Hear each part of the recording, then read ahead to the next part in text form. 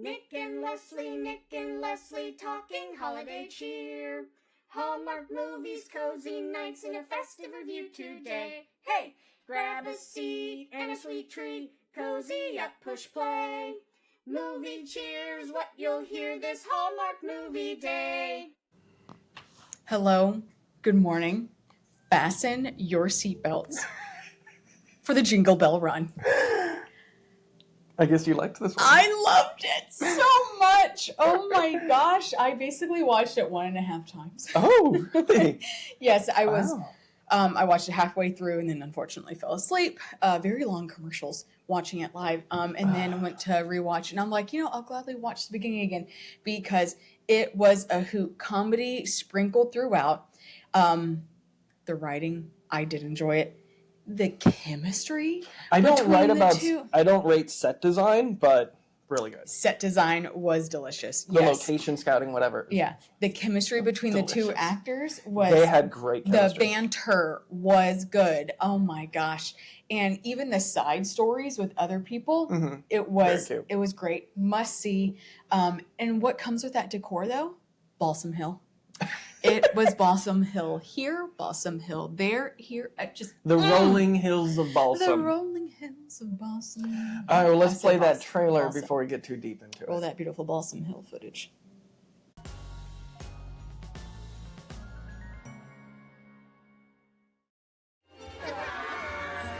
Promise me you won't get mad when I tell you what I did. No. You signed me up for a race? Guess who's the next contestant on the Great Holiday Dash? Ready to meet your teammates? It's the Christmas Dream Team you'll be cheering for. I think we make an exceptional team. Sorry. We're not losing, okay? We're not losing. We're not going to lose. Jingle Bell Run, part of Countdown to Christmas, only on Hallmark Channel. So that was the trailer for Jingle Bell Run. Which why isn't it called the Great Holiday Dash? I thought we were coming in for would have been a better time. Like a marathon training. I want to start off right off the bat shouting out the cute title sequence. Yes. Like Hallmark movies usually just get text on a screen and call it a day. This had like actual animation. Yes, It was good nice. Again. Yeah. Not as good as 5-Year Christmas stories or parties, but it was up there. This is, to me, it's a must-see. We're getting to top 5. So we are first introduced to Avery. An elementary school teacher. Avery made me uncomfortable. A little bit in the beginning. She got a little bit better towards the end, but in the beginning, I feel like she was coming off of a back injury or something, because she is the stiffest person. She, doesn't turn her head. She doesn't bend over to talk to the kids. Is that also part of her character? She wasn't as stiff by the end. That was the point. You might be right. They both changed in the end. Yeah, you might be right. It looked like an injury. Understood. If so, she did a good job. I do think the actor, Avery, his character played, I believe she is better than Hallmark and had to work her way down. Just a smidgen. Yeah. I'm not saying stage performance, but potential daytime drama acting. So I did give acting a 6 because her and Wes, the male lead, make the dialogue feel very natural. They do. They don't just say a line. They make it look like they're thinking, and then that's the line that came out. It's a good flow back and forth. Very much so. It made me giggle. And so we find out that Avery's family is abandoning her during the Christmas time of her sister Ruby going off with her husband and her parent, and then their parents going somewhere. So she feels abandoned for Christmas. And then so what does Ruby do? Ruby signs Avery up for the Great Holiday Dash. It's a Christmas-themed challenges that you're running around the country in different holiday regions, like the race. Oh my God. It's like the Amazing Race. Amazing, I almost said the American. Yeah, and the Amazing Race, but Christmas themed, and players get $1 million for if they win. So, and she wants to use her money for her after-school reading program that she's creating herself, not through the school. Because I was like, why are you raising money specifically only for the school's benefit? And then, but it comes out it's her own, non-for-profit. Yeah. So she ends up meeting her. We meet Wes, who is an ex-pro hockey player. He's a retired hockey player. And he doesn't really know what to do with his life. He's trying to get like brand deals or endorsement deals or something. Has the most useless agent.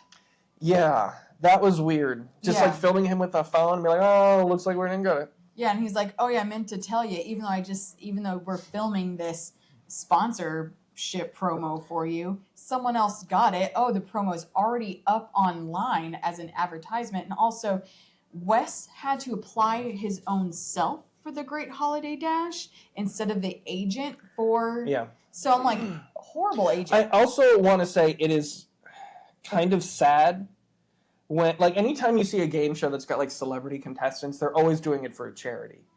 It was weird that he was a Stanley Cup winning hockey player just the year before who enters a competition for $1 million.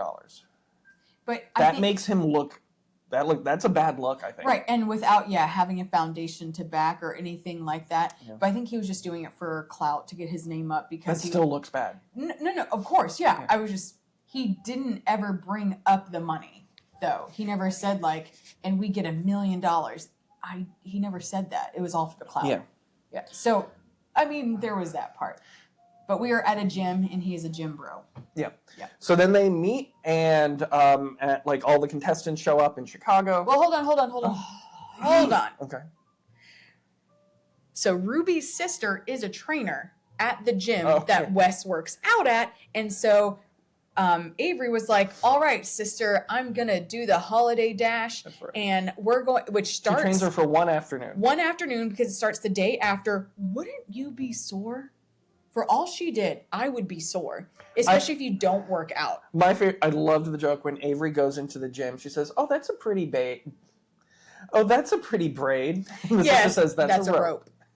And I don't know what it was, but even Ruby's comments, which is the sister, it was good. And so the sister's like, "So I got hightail at home because we leave for our cruise, and I need to pack, and my husband doesn't know where the toothpaste is." Kind of sounds familiar. I thought that was in his defense, weird, it's tiny. It's not, because even you couldn't find the toothpaste, our pack of 20 tubes. What are you talking about? I found the toothpaste when I went to Jacksonville. I wasn't referring to Jacksonville. I was referring to other trips. Well, I found the toothpaste this time. I know you did. I was impressed. We're going to cut this out. No, we're not. So anyway, if he cuts this out, I'm going to bring it up a few more times. Okay, so... Ruby, anyway, sister leaves, and so Avery's like, I can run on the treadmill, I got this, and cannot figure out how to work the treadmill, so goes to the other treadmill, but when she's switching, runs into this guy, Wes, she doesn't know who he is, but he has headphones on, and she's like, you're about to get on to the treadmill I was, and he was like, but you were just on the other one. She's like, anyway, they switch, and clearly, understandable, he's annoyed. He's like, okay, woman, you're taking over 2 treadmills. So they switch, and he starts running, and she's like, oh, excuse me. I can't get this treadmill to start. Can you help me? He goes, well, have you tried pushing the safety button on, like, to make sure it starts? And she's like, oh, silly me. And then all of a sudden, they're in a running competition. And then she loses balance, flails, taking him down, like concussion worthy. Mm-hmm. And so I was like, what the fuck? So rightfully so, he is mad, like, please don't bother me again. Go to another gym. I don't want to have to worry about my life and have to wear a helmet. And she's like, you're rude. No, he's not. And so it was a good setup for their banter and everything. And then so the next thing is she is at the cutely decorated set with Balsam Hill everywhere of the Great Holiday Dash and starts to meet the other contestants, to which they are put into teams. And she finds Wes is there. Yeah, he is her partner. And they are partnered up. What are your thoughts on the names of the teams? So, I was really dumbfounded that there was a team called Fabulous, because the subtitles show it as FAB-U-LOUS. And I'm like, how is this a Christmas name? And it wasn't until towards the end of the movie that I realized it's just bad subtitling. And it was Fab Yule, Y-U-L-E. No. Okay, we might need to go back and look. So I had the same exact thought, but I did not have the subtitles on. I swear I saw it on the back of the jacket. Fab U, the letter U, list. And then later on, I was like, oh, Yule.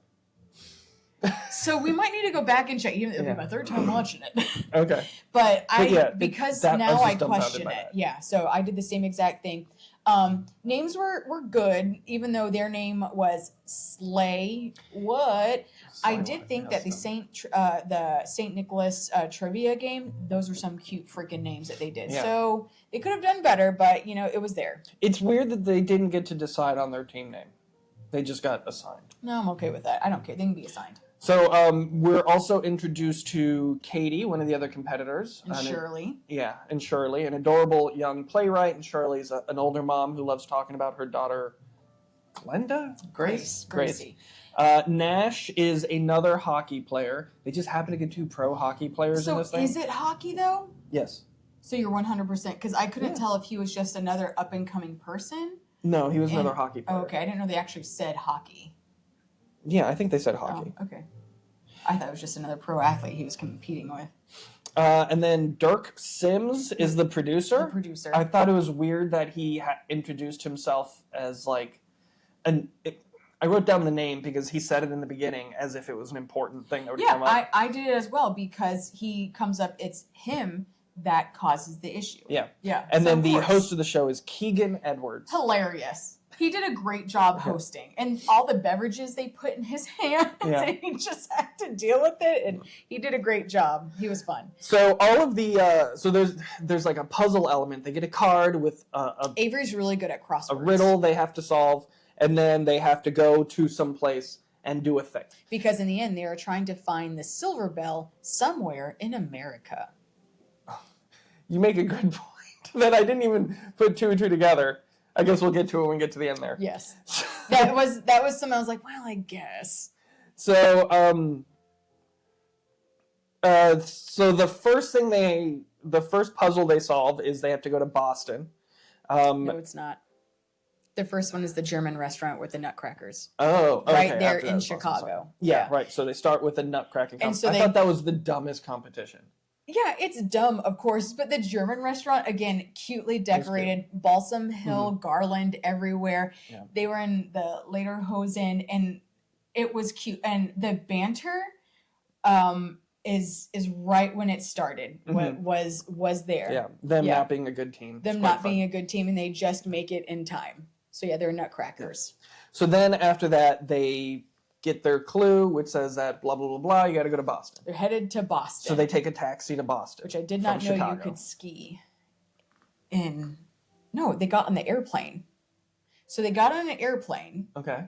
Yes, because I have cute banter on the airplane is when it started. Because she's like, It's hey, weird. Katie. And he's like, why are you fraternizing with the enemy? She's like, it's called being nice. And then he's like, you two, you're in my wrong seat. And she goes, and she just lets it play out for a moment. And she's like, we're C&D right over here. And they're like, yeah, listen to her. And so like he sits down, the flight attendant comes by like, please fasten your seatbelt. We're about to take off. And she's like, and then he goes, it's not my first time flying. And she's like, oh, it's your first time flying? Okay. Like it was just a really cute thing. And then she's like, I'm so excited. We're going to Boston. And then I thought it was weird that every time they had to go to another location, everyone was on the same flight. not all the time though. That's how we lost some teams. But yeah. And there's no one else on those flights. It's just like basically private chartered planes is what it looked like. Right. And so they're going to Boston, and she's like, I'm excited to go to Boston. And then what does she say? I left my car keys and my khakis.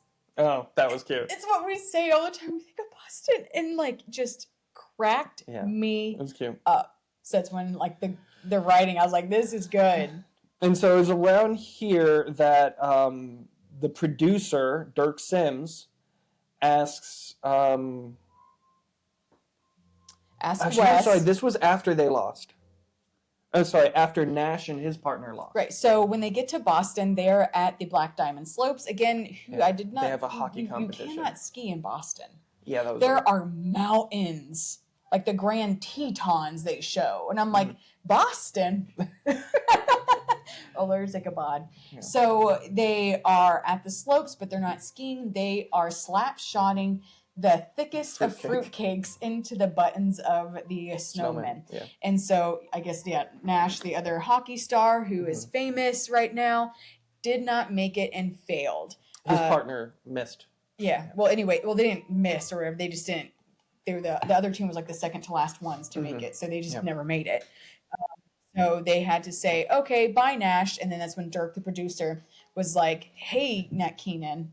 Hey, Keegan. They were, Nash was our rater or the thing to make the rates go up in the romance, you know, so maybe we need to lean on someone else. And so they approach Wes.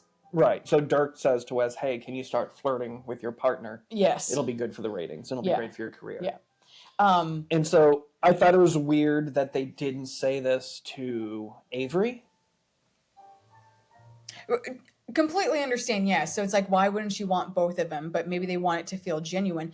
But Wes makes a very good comment. Why are we... I don't want to do that without her consent. Yeah. Yeah. And so I'm like, well, good for... But also, he didn't do it for the ratings. So, like, he did do it with her... Anyway, I don't want to say... And he should have told her, hey, Dirk just asked me to that do as this. well. Are you okay with this? But also, maybe like in the rush of things, well, they weren't rushing, I guess, at that point. But real quick. So when they were talking about fruitcakes, this was a good line that she said. So, you know, she's like the history guru. And you know, she's a teacher, but she loves reading. So she knows a lot of history and just random facts. And she's like, what's the similarities between fruitcake and history? Dates. Oh. And I was like, anyway, so that was good. Anyway, on to... Well, I thought it was funny, too, that as they were leaving this Boston, in the background out of focus, the host Keegan Edwards is knocking on the wooden porticature of the building. I thought that was weird. Oh, interesting. I didn't see that. But real quick, when they were leaving the German restaurant, also good banter when he was like, come on, brains, and she's like, come on, brawn. And so again, good banter going on. And then so their next they run in different directions. Yeah. So then their next location sends them to, was it New York City for the window display? I think. Yeah. Oh yeah. It was at this point that I was started New York City. wondering, why is there only one cameraman on this this TV show they're filming? So I think, And we hardly ever see him. I feel like we see him in the evening shots when it's supposed to be like the teams just hanging out. And there's always like the one They should have had cameraman. like GoPros on them or something. I don't know. It was weird. Yeah. So their competition is they have to do a window display, and then passerbys will donate to the window display, and whoever makes the most gets to advance to the next level. Yeah, so they make, a cute, 3 French hens thing. Yeah, so that's when they start to have their growing romance. And we also see the romance between the 2 men team of the Fabulous. Is it a coincidence they just happened to put 2 gay guys in a team together? Yeah. And then we have a slow dance competition later on. But it was cute, which all the way, I thought it was square dancing, and all of a sudden we're slow dancing. I didn't know. And there's also...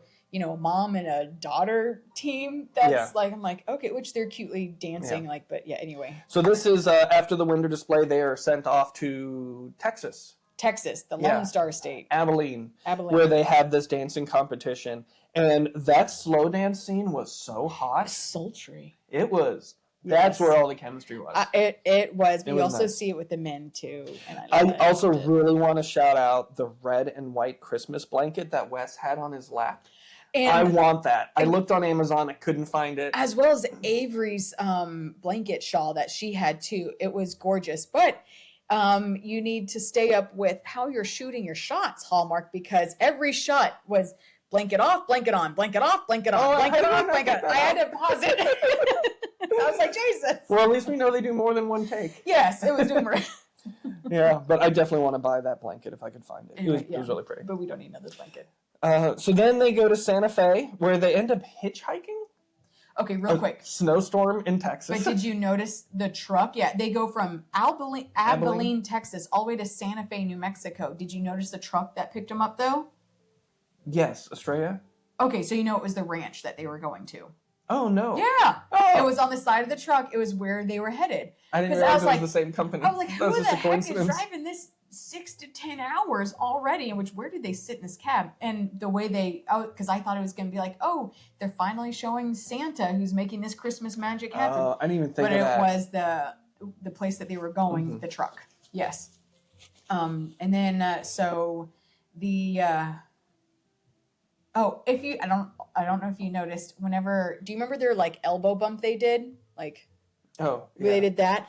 If you notice, their handshakes and like hand slaps progressed to something more elaborate, Oh, Yes. I didn't catch. and that was cute. Now I gotta watch it. Yeah, because she's like, "Oh, Jesus." Now, to be fair, I Which did watch this throwing after coming elbows at home from a someone. 4-hour drive. Oh yeah, he came home and watched it. Yeah. And so at this point, I noticed that whenever the host is talking about the next competition, everyone is always having secret conversations, which is very rude to the Right. host. But we will read and say our answers to the riddles so loud. I also thought it was weird that like they have the competition, they get their clue, and then they like spend the night there before they rush off to the next location in multiple times. Which, you know, and It should be like instant. Get your sleep on the plane. Don't spend the night. right, like, oh, you get hotels to sleep in? Like, I don't think so. And it was also weird too that You like sleep in the airport. they have to wait until the host is there before they can start the next trial. Yeah, so they do get time to spend together to get to know each other in like the three main last teams.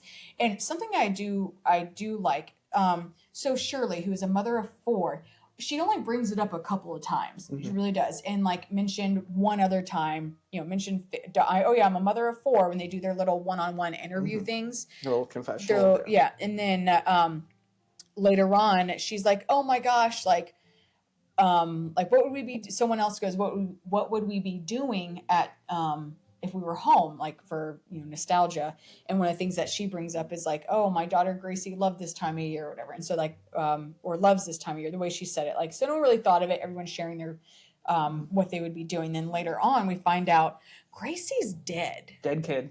Dead kid. That's a lot for a Hallmark movie. Wow, that shocked me. Whenever that, I'm like, wow. So also good for her for not like constantly be saying like, oh my dead child, oh my dead child. We love grief, we do. Okay, don't get me wrong, but I'm glad they did not make it her character. So that part was, and she still incorporates Gracie into her life in a like, I think it's healthy, in a healthy way, and doesn't. Not that you can't burden people with your grief, but again, like she's doing these things for in remembrance of Grace. Like it's good, it's positive, it's nice, it's healthy, and so I did like how they did that to her character. That was sweet. Yeah. And then we move on to our next location, which is a vineyard in Oregon or Washington. Washington. Yeah. And gorgeous vineyard. Gorgeous. Like that, the location they were in, that cabin-looking place, snow covering all the wine. It was beautiful. Grapes, yeah. Don't remember what the competition was, but that's it was where squishing. They had to. Squish they had to grapes. squish grapes to fill up a wine jug to, which is in regard to making mulled wine. Yeah. And so it was at this location where Dirk says to Wes, like, hey, can you try and like actually kiss her this time? And of course, Avery overhears this and they have the whole dramatic thing. She won't let him explain, even though they're going to be like on a plane for the next 6 hours. Yeah. Can people, I'm not saying she was eavesdropping, but if you were walking up and approaching a situation, you're like, oh, this is tea, I should know. Hang back behind the tree and hear everything out, because Wes does state to Dirk, yo, not doing this. I really love her. You're going to fuck this up for me.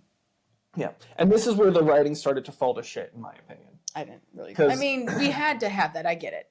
But not that. I mean, like, so the next scene where, like, Wes is talking to the producer, and he's like, if you had someone you cared a lot, would you let them slip through your fingers? I'm like, this is some weird writing. I mean. And then Dirk is like, you're right. And then he goes and talks to Avery, and he says some garbage about, like, he really likes you. And it's like their acting is trying their hardest to sell it. I know. This dialogue. But also they're like, we need to wrap this up quick because we need to quickly finish this because we're back in Chicago where we have to get the last. And apparently crosswords are a Christmas tradition. Crosswords are. I didn't know that. Right. I get, the New York Times like does it. And so that's like what they were doing. The last challenge was a Christmas challenge and, or backwards is bro. So finding this bell all around America happens to be back where they started. Right back where they started, in a beautifully set scene of Balsam Hill. Yes. So I did that race at the very end did get me yelling, "Go! Get up and go!"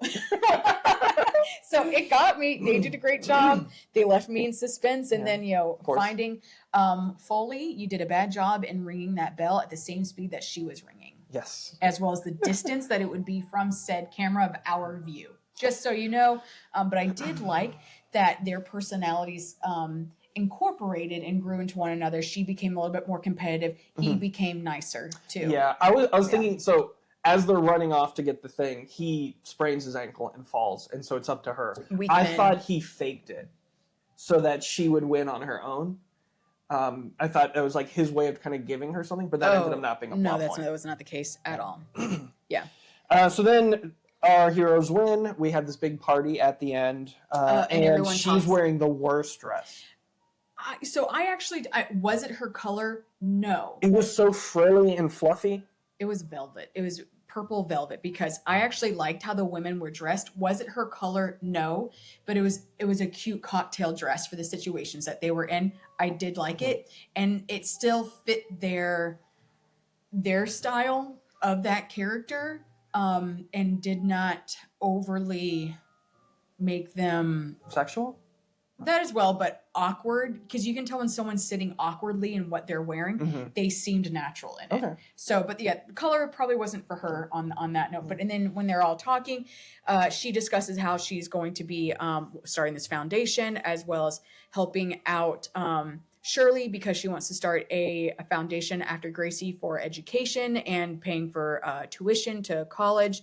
The playwright to help her, Katie, to help her write her play, and she investing in a restaurant for the gay couple. And investing in a restaurant into the gay couple, because now they not once did they ever say they were going to start a restaurant together. They just both want to start restaurants. Yeah, no one. They wants could to live in completely different cities. Who knows? I think they do, because one's like, oh, I want to move to a warm climate, where I think maybe the other one is, but because he's a flight attendant.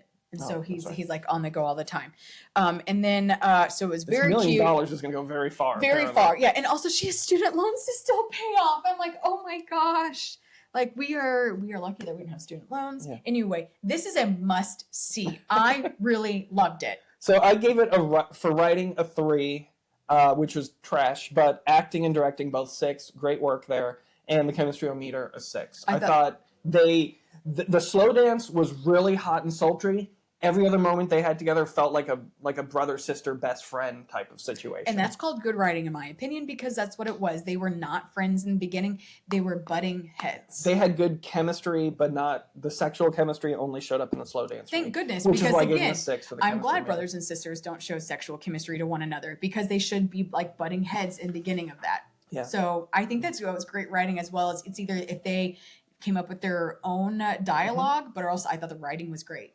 So for me, I'm putting this upper middle. Okay, nice. Must see.